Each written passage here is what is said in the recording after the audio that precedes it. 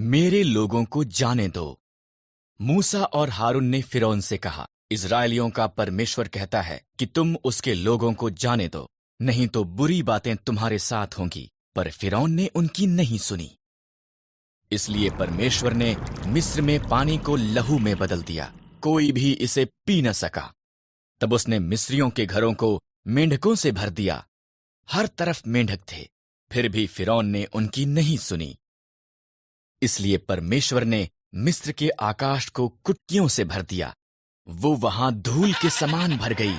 फिर उसने मिस्र के देश को डांसों से भर दिया, फिर भी फिरौन ने उनकी नहीं सुनी। इसलिए परमेश्वर ने मिस्र के जानवरों को मार दिया, घोड़े, गधे, ऊंट, भेड़ें और बकरियां सब मर गए। फिर उसने मिस्री लोगों को फोड़े से पीड़ित किया, फिर भी फिरौन ने उनकी नहीं सुनी। परमेश्वर ने मिस्र की फसल का नाश करने के लिए ओलों की वर्षा भेजी, उनकी जौ और सन्न की फसल नष्ट हो गई। तब उसने बचे हुए फल को खाने के लिए टिड्डियां भेजीं, फिर भी फिरौन ने उनकी नहीं सुनी। इसलिए परमेश्वर ने देश में अंधकार भेजा, फिर भी फिरौन ने उनकी नहीं सुनी। परमेश्वर ने कहा, मैं मिस्र में प्रत्येक पहिलौठों को मार दूंगा और सभी पशुओं के पहिलौठों को भी। मेरे लोग एक मेमने को मारें, उसे खाएं और उसके लहू को उनके द्वार की चौखट पर लगाएं। मैं लहू को देखूंगा और उनके घरों को छोड़ दूंगा, उनके बच्चे नहीं मरेंगे। तुम इसे फसह कहोगे और सदा उसे याद रखोगे। इस्राएलियों ने परमेश्वर की आज्ञा मानी, पर मिस्रियों के पहिलौठे मर गए, यहां तक कि फिरौन का पुत्र भी। अंत में फिरौन ने सुनी और उसने इस्राएलियों को जाने दिया।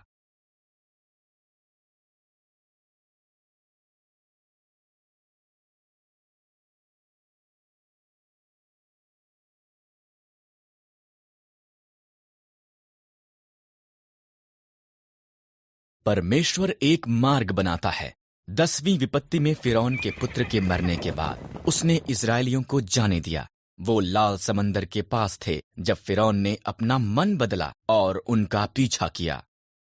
जब इस्राएलियों ने फिरौन के रथों को देखा, वो बहुत भयभीत हो गए। लेकिन परमेश्वर ने मूसा को लाल समंदर की तरफ उसकी लाठी को उठाने के लिए कहा। परमेश्वर ने एक जोरदार हवा भेजी और समंदर को 2 भाग कर दिया।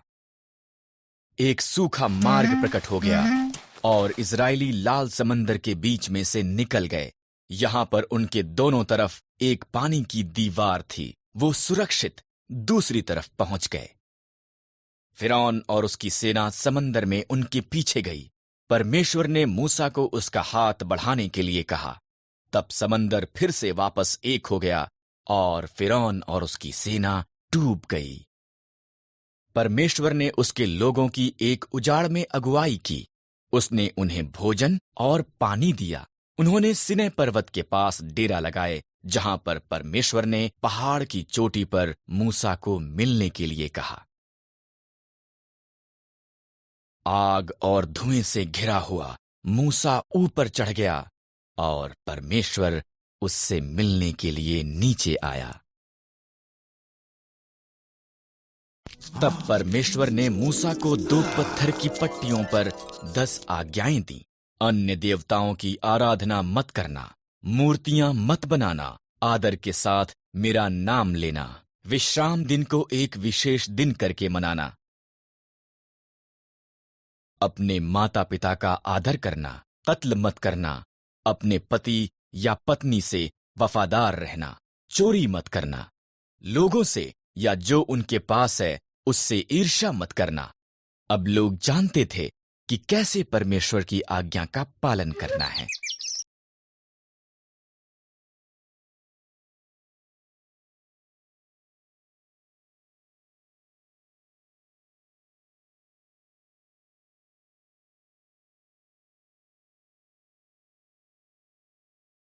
पानी के 2 भाग होते और दीवारें गिरती हैं। मूसा ने 12 भेदिए को वायदे किए देश में भेजा। उनमें से 10 ने कहा, हम वहां के लोगों को कभी भी हरा नहीं सकते। पर यहोशू और कालेब ने कहा, परमेश्वर की सहायता के साथ हम इसे कर सकते हैं। डरे हुए लोगों ने 10 भेदियों की बात पर विश्वास किया। परमेश्वर ने कहा, यहोशू और कालेब के साथ केवल तुम्हारी संतान ही वादा किए देश में प्रवेश करेगी। इस तरह उजाड़ में 40 साल के बाद अब ये समय था।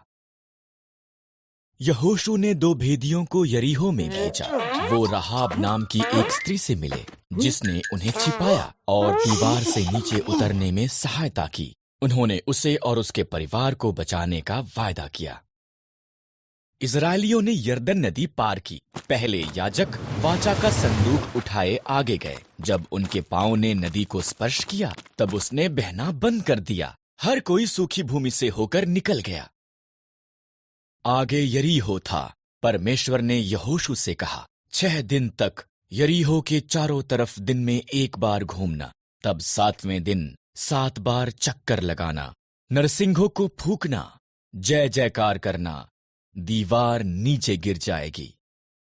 यहोशू ने परमेश्वर पर भरोसा किया। जैसा प्रभु ने कहा, उसने वैसा ही किया। दीवारें गिर गए। उन्होंने शहर को कब्जे में ले लिया। राहाब बच गई। परमेश्वर के लोगों ने वादा की हुई भूमि को कब्जे में लेना आरंभ किया।